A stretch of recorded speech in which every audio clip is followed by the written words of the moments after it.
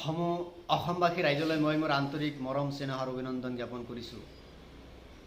কেন্দ্ৰীয় গৃহমন্ত্ৰী অমিত শ্বাহ ডাঙৰীয়াৰ ঘোষণাৰ পিছত ৰাজ্যজুৰি এটা বিৰাট প্ৰতিক্ৰিয়াৰ সৃষ্টি হৈছে। অসম গণ পৰিষদে NRCৰ উন্নতিকৰণ কৰাৰ কাৰণে আদৰণি জনাইছে, কিন্তু আমি এই NRCটো আৰু নতুনকৈ উন্নতি কৰাৰ কাৰণে আমি ইয়াত একমত নহয়। যদিও আমাৰ এতিয়াও বৈধ ভাৰতীয় 16 লাখ বৈধ ভাৰতীয় মানুহ এতিয়াও আমাৰ NRCৰ পৰা বাদ পৰিছে। কাৰণ মই এই কাৰণেই এইটো নাকচ কৰিছোঁ, আমাৰ ভাৰতবৰ্ষৰ কোটি কোটি টকা খৰচ কৰি কিমান হাৰাশাস্তিৰ পিছত মানুহে খাই নেখায় নিজৰ মাটি সম্পত্তি গৰু ছাগল বিক্ৰী কৰি NRC প্ৰক্ৰিয়াৰ কাৰণে অসমৰ ইমূৰৰ পৰা সিমূৰলৈ কিমান কষ্ট কৰি এই NRC প্ৰক্ৰিয়াটো সম্পন্ন কৰিছে। আজি যিটো NRC প্ৰক্ৰিয়াৰ কাৰণে যিবিলাক অফিচাৰ বিজেপি চৰকাৰে নিযুক্ত কৰিছিল, সেইসকলে নিষ্ঠাৰে প্ৰতীক হাজিলাৰ নেতৃত্বত নিষ্ঠাৰে এটা NRC প্ৰক্ৰিয়া সম্পন্ন হৈছে। গতিকে এটা শুদ্ধ প্ৰক্ৰিয়া NRC প্ৰক্ৰিয়া হোৱাৰ পিছতো এই বস্তুটো আকৌ নতুনকৈ হোৱাৰ কোনো অৰ্থই নাই। কাৰণ এই বস্তুটো কৰাৰ এটাই উদ্দেশ্য, যাতে এই সময়টো আৰু কোনো ৰাস্তা নাই, বিজেপি চৰকাৰৰ আৰু কোনো ধৰণৰ ৰাস্তা নাই যে কি পন্থা অৱলম্বন কৰি আমি সময়বিলাক পাৰ কৰোঁ। কাৰণ এতিয়া ভাৰতবৰ্ষটো একেবাৰে জুৰুলা কৰি পেলাইছে। গতিকে অৰ্থনৈতিক দিশত একেবাৰে ভাৰতবৰ্ষখন জুৰুলা হৈছে। গতিকে এই বস্তুটো মানুহে যাতে গম নাপায়, এইবিলাক বস্তু হিন্দু মুছলমানৰ মাজত কাজিয়া পেচাল লগাই আৰু এইবিলাক NRC লৈ কিবা এটা মানুহৰ মাজত উস্কানি ভাৱ আনি পেলাই এইবিলাকৰ পৰা মানুহে যাতে বুজি নাপায়, সিহঁতৰ ষড়যন্ত্ৰবিলাক যাতে বুজি নাপায়। গতিকে এই বস্তুটো সেইকাৰণে তাল বাহানা কৰি সময়বিলাক পাৰ কৰাৰ কাৰণে NRCৰ নতুন উন্নতি কৰাৰ কাৰণে আকৌ আপ্ৰাণ চেষ্টা কৰি আছে। গতিকে আমি এইটোৰ কাৰণত একমত নহয়।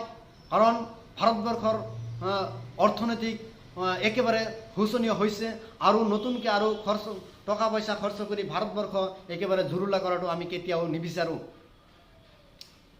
গতিকে আমাৰ প্ৰফুল্ল কুমাৰ মহন্ত ডাঙৰীয়াই এখেতে কৈছিল অসমত 45 লাখ বিদেশী আছে। সমুজ্জ্বল ভট্টাচাৰ্যই কৈছিল 70 লাখ বিদেশী আছে। আৰু কেন্দ্ৰীয় গৃহমন্ত্ৰী অমিত শ্বাহ ডাঙৰীয়াই কৈছিল 75 লাখ বিদেশী আমাৰ অসমত আছে। কিন্তু অৱশেষত 16 লাখ বিদেশী NRCত চিনাক্ত কৰিলে, কিন্তু মই এটা বিদেশীও আমাৰ অসমত নাই বুলি মই কৈছোঁ।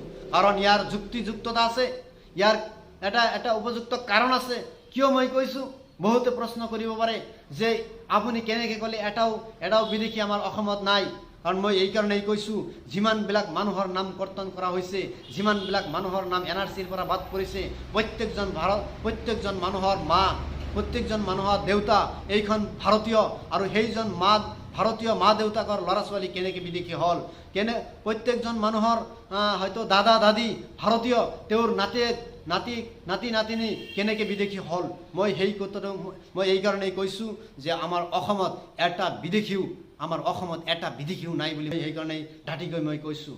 গতিকে মিছামিছি মানুহক হাৰাশাস্তি কৰি বাৰে মানুহক অন্যায় অবিচাৰ কৰাটো কেতিয়াও ঠিক নহয়।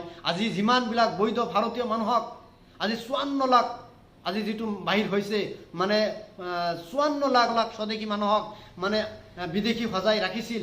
কিমান দিন মানুহক স্বদেশী মানুহক যেতিয়া বিদেশী বনাইছিল, সেই মানুহবিলাকে কিমান অভিশাপ কৰিছে, কিমান বৰদোৱা দিছে, যাৰ কাৰণে আজি কংগ্ৰেছ চৰকাৰ সিহঁতৰ হা নচৰা অৱস্থা হৈছে। কংগ্ৰেছ চৰকাৰৰ অধপতন আমি দেখা পাই আছোঁ। গতিকে মই বিজেপি চৰকাৰকো কৈছোঁ, আপোনালোকে কংগ্ৰেছ চৰকাৰৰ নিচিনা যাতে নহয়, আপোনালোকেও যদি কংগ্ৰেছ চৰকাৰৰ নিচিনা ব্যৱহাৰ কৰে আপোনালোকৰ অৱস্থা তেনেকুৱা হ'ব, মই এইটো গেৰাণ্টি দিছোঁ। গতিকে আগন্তুক দিনত যদি আপোনালোকে ভাল হ'ব বিচাৰিছে, মানুহৰ ভাল কামটো কৰক। মানুহৰ অন্যায় কামটো কৰিলে সেইটো কেতিয়াও আপোনালোকৰ শান্তি নহয়। যদিও আপোনালোকে টেকনিক কৰিছে, ৰাজনৈতিক প্লেনিং কৰিছে আল্লাহৰ বাহিৰে বা ভগৱানৰ বাহিৰে ঈশ্বৰৰ বাহিৰে আপোনালোকে বা কেতিয়াও মানে ডাঙৰ ৰাজনীতি আপোনালোকে কৰিব নোৱাৰিব। গতিকে মানুহৰ মংগল কৰক, মানুহৰ ন্যায় কৰক, মানুহৰ যিটো ভাল সিটো কৰক। যেতিয়া আপুনি মানুহৰ ভালৰ কাৰণে কাম কৰিব তেতিয়া আপোনালোকে সদায় জয়যুক্ত হ'ব। মানুহৰ মংগলৰ কাৰণে পদে পদে আগুৱাই যাওক, মানুহৰ অমংগলৰ কাৰণে কেতিয়াও আগবাঢ়ি নাহিব। গতিকে মই এইটো কোনো দলক টাৰ্গেট কৰি নহয়, কোনো মুছলমানক টাৰ্গেট কৰি নহয়, হয়তো হিন্দুক টাৰ্গেট কৰি নহয়, বাঙালী সম্প্ৰদায়ক টাৰ্গেট কৰি নহয়। গতিকে কেৱল আপোনালোকে কওক দেশৰ মানুহৰ কল্যাণৰ কাৰণে আপোনালোকে চিন্তা কৰক, দেশৰ মানুহৰ উন্নতিৰ কাৰণে আপোনালোকে চিন্তা কৰক। তেতিয়া আপোনালোকৰ উন্নতি, আপোনালোকৰ জয় সদায় হৈ থাকিব। যদি আপোনালোকে মানুহৰ অন্যায়ৰ কথাটো চিন্তা কৰে, আপোনালোকৰ অন্যায় ফাইনেল হ'ব, আপোনালোকৰ অন্যায় হ'ব, আপোনালোকৰ ল'ৰা ছোৱালীৰ হ'ব, আপোনালোকৰ বংশধৰৰ পূৰ্বপুৰুষসকলৰ আপোনালোকৰ অন্যায় হ'ব, দুনিয়াতো আপোনালোকৰ অন্যায় হ'ব, মৰাৰ পিছত আপোনালোকে জাগা নহ'ব, মানে জাহান্নামত আপোনালোকে জাগা নহ'ব, এনেকুৱা অৱস্থা হ'ব। গতিকে মই আপোনালোকক অনুৰোধ কৰিছোঁ যাতে মানুহৰ মংগলৰ কথাটো চিন্তা কৰক, মানে আমাৰ দেশৰ কথাটো চিন্তা কৰক, দেশৰ অৰ্থনৈতিকৰ কথাটো চিন্তা কৰক, দেশৰ গৰীব মানে মজলুম মানুহৰ মানে যিবিলাক অসহায় অনাথ মানুহৰ যিবিলাক মানুহৰ হয়তো মা দেউতা নাই, যিবিলাক মানুহ হয়তো এতিম, সেইসকলৰ কথাটো আপোনালোকে চিন্তা কৰক, কেৱল নিজৰ স্বাৰ্থৰ কথাটো চিন্তা নকৰিব। গতিকে মই এইখিনি কৈ মই মোৰ অসমৰ তথা ভাৰতবৰ্ষৰ মংগল কামনা কৰি, আমাৰ দেশৰ সৰ্বাংগীন সমূহ ৰাইজৰ মংগল কামনা কৰি মই মোৰ কথা এইখিনিতে সামৰিছোঁ।